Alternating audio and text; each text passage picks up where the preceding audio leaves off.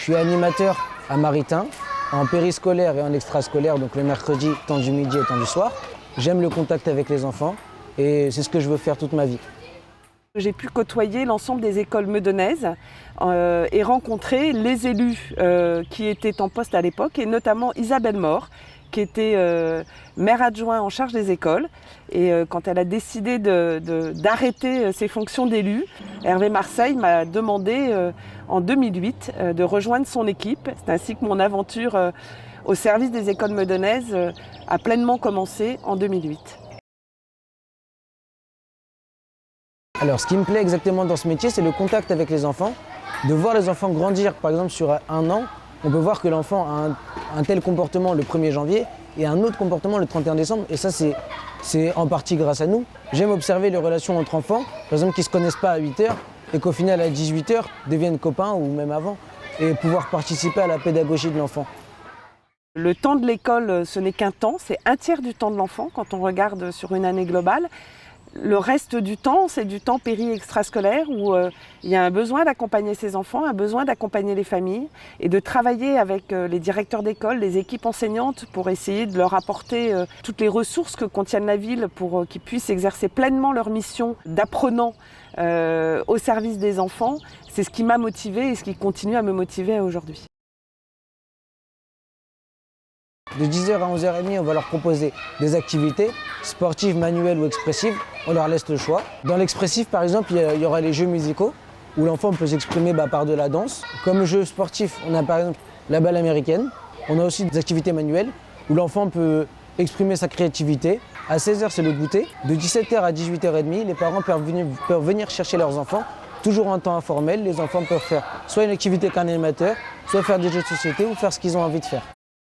Quand on regarde 20 ans en arrière et qu'on regarde les missions d'une ville au service de l'école, on parlait essentiellement de l'immobilier, du mobilier. Et au fil du temps, la collectivité, la ville a pris de plus en plus de place et est devenue vraiment co-éducateur, co-partenaire de l'éducation nationale et force de proposition en termes d'activités péri-extrascolaires sur des thématiques éducatives qui sont d'importance. Je peux aborder le sujet du numérique. Par exemple, le numérique éducatif, il n'y a pas qu'à l'école qu'on apprend le numérique, il y a aussi en dehors de l'école. Là, on est dans un site merveilleux qui est le musée d'art et d'histoire, qui est un lieu ressource pour les écoles, mais pas que pour les écoles, pour aussi nos équipes du péri et de l'extrascolaire, pour les temps d'animation, pour notre service jeunesse. On peut les emmener dans nos médiathèques, à la ludothèque, dans plein d'autres sites sur la ville de Meudon. Et c'est notre enjeu à aujourd'hui, c'est de pouvoir les accompagner pleinement dans cette dynamique. Actuellement, je travaille en collaboration avec le musée d'art et d'histoire et avec les archives de Meudon. J'ai appris et découvert en même temps que les enfants et ça m'a beaucoup plu. Ça les a intéressés dans le sens où découvrir de nouvelles choses qui sont dans leur ville mais qu'ils ne savaient pas forcément. Ils découvrent des choses sur le hangar Y, sur le premier dirigeable, sur le fait qu'il a été fait à Meudon. On voit que les enfants, enrichir leurs connaissances, c'est important et ça les intéresse vraiment.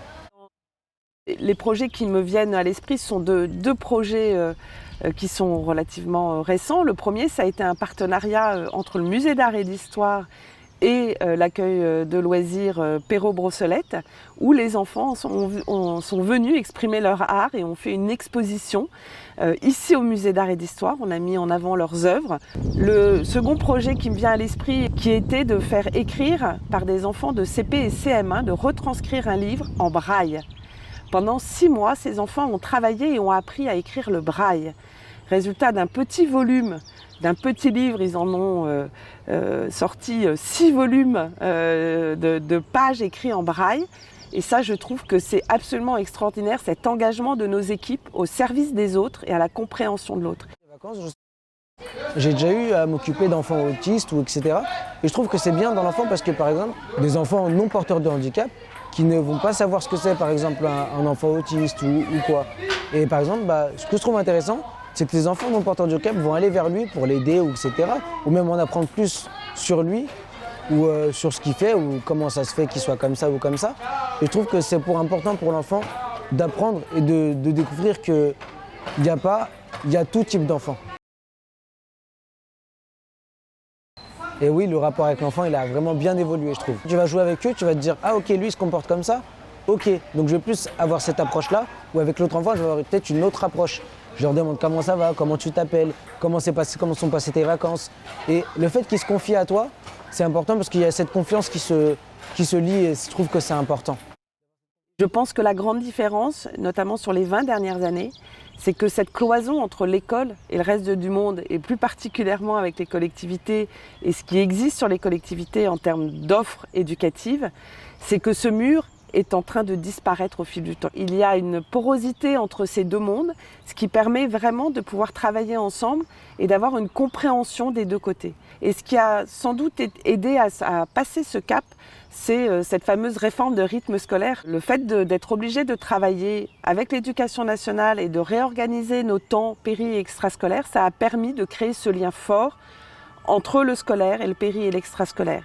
On a un vrai binôme entre le directeur ou la directrice d'un établissement scolaire, d'une maternelle ou d'une élémentaire, et notre directeur ou directrice du péri et de l'extrascolaire, et ils travaillent ensemble pour construire un projet commun, ce qui n'existait absolument pas avant. C'est intéressant d'avoir des activités en dehors de l'école. Se dire qu'une fois dans la semaine, le soir, je vais avoir une activité, je vais m'amuser et je ne vais pas être à l'étude à faire mes devoirs, ça me paraît important d'avoir ce moment de liberté, ce moment de lâcher prise. Ça me fait respirer, ça me fait faire une pause pour attaquer ensuite le jeudi, vendredi, pour être à l'école et au taquet. Toutes les valeurs qui sont fortes, la laïcité, on met aussi en avant l'implication des équipes sur la lutte contre le harcèlement. On va mettre aussi en avant le fait de pouvoir accueillir tous les enfants, quelle que soit leur situation, qu'ils soient en situation de handicap, qu'ils soient en situation difficile socialement, qu'ils soient entraînés dans des problématiques familiales qui les dépassent et on les sent en souffrance. Et il nous appartient de déceler cela et de pouvoir leur proposer, j'ai envie de vous dire, une bulle d'oxygène pour qu'ils puissent s'échapper et qu'ils puissent rêver. Nos équipes, la première chose que nous leur demandons, c'est d'être à l'écoute des enfants et s'adapter aux envies des enfants.